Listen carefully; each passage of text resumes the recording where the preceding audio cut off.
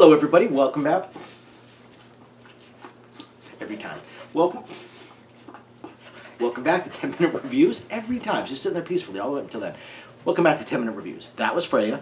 I'm Jason. And we're bringing you today's video. Guys, please don't forget to hit those like and subscribe buttons. We're a small family channel. I know I say this every time. We really appreciate the support.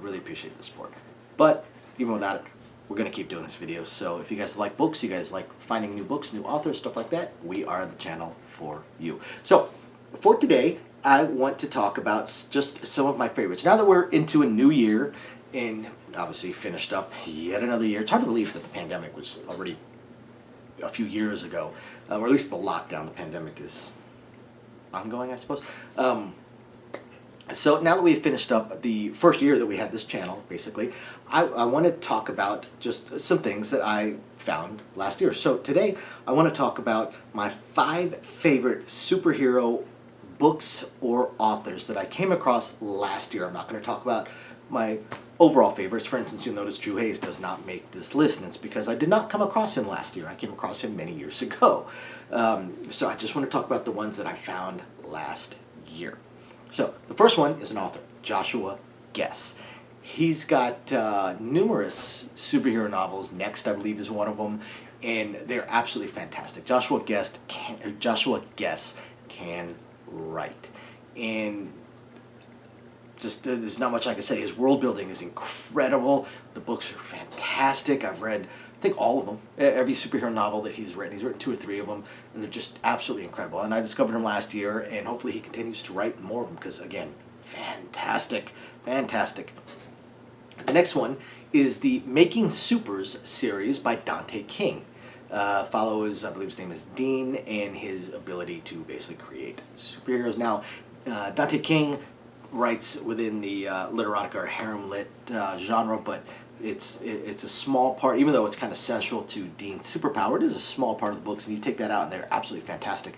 And so far, he's had 3 of them, and each one of them got better as it went along, and the plot and the world building just continues to be incredible. And Dante King's a great author, and he also writes under D.B. King, but to me, The Making Supers is one of his best offerings. Absolutely incredible. So you guys should check it out if you like the superhero genre. The next one is The Immortal's Guide to Supervillains by Emmy Thorne. I stumbled across it. I don't even remember how I came across it. It just showed up in my suggestions on Amazon, and I decided I'd check it out, so I downloaded it, and I didn't even make it through the first chapter, and I was hooked, and I just sat there and just read the whole damn thing all in one sitting. It's awesome. It's absolutely awesome, and really cool. And the world that he builds, really cool. And the main character is pretty awesome, because the main character is technically a supervillain, an immortal supervillain, and his immortality is very, very well known. That's basically his only real superpower. He even mentions, as smart as he may be in the technology that he creates and he comes up with, he's not entirely certain that would be any kind of superpower, more just a kind of a direct result of how long he has lived and how much he has studied and how much he has learned. And you learn that his time in prison was basically planned, and he is a supervillain, but he has slightly different views of supervillains and villainy than most. In some ways, you'd almost consider him an anti-hero, because he believes that there are certain responsibilities of people that have superpowers, and just because it doesn't go with the law does not mean that you shouldn't do certain things if it furthers the cause of people with superpowers, stuff like that. He is, again, very much an anti-hero. He's more into protecting people with superpowers than he is into, say, controlling the world, owning the world, things along those lines. Chances are being immortal probably puts a small slant on that a little bit.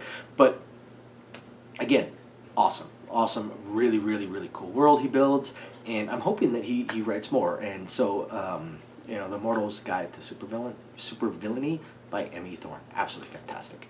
The next one is a trilogy that I believe I came across at the beginning of last year, and it had already been out for a little while, the first couple books rather, and the 3rd book came out last year, and I think I stumbled across the beginning of last year, and that's the Murder of Crows trilogy by Chris Tolbane. Now, he is planning on writing more in that world. In fact, he wrote Queen of Smiles. He's written a bunch of short stories that are within the world, and then Queen of Smiles came out, and that was instead of being a short story, it turned into a full-blown novel that, in a way, almost, he says it's planned to be kind of a bridge between the first trilogy and the next trilogy. But Murder of Crows by Chris Tobin is absolutely phenomenal. Absolutely phenomenal.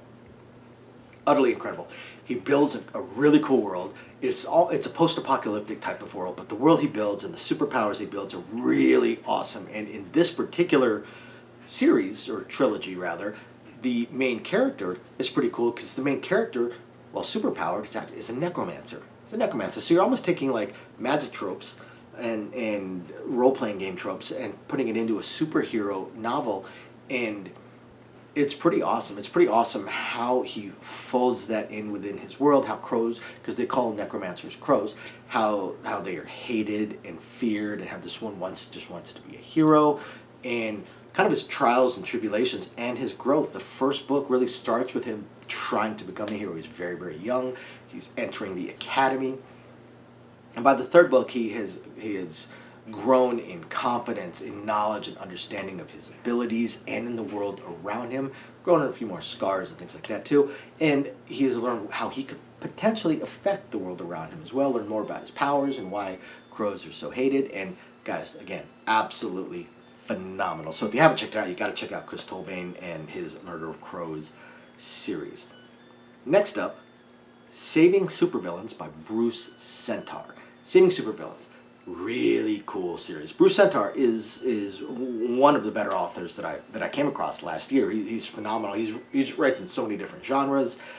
Generally has the literotica or harem lit subgenre within his books, but it's a small part of his books. He still writes absolutely phenomenal and engaging stories and books. And the Saving Supervillains one, it's a little bit different. And at first it starts out, I don't want to call it weak, but it starts out almost cartoony.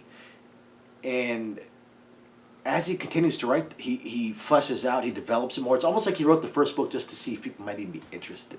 And once he saw that people were, then he started to flesh out the world and flesh out more of the characters and more of the subplots and what's going on.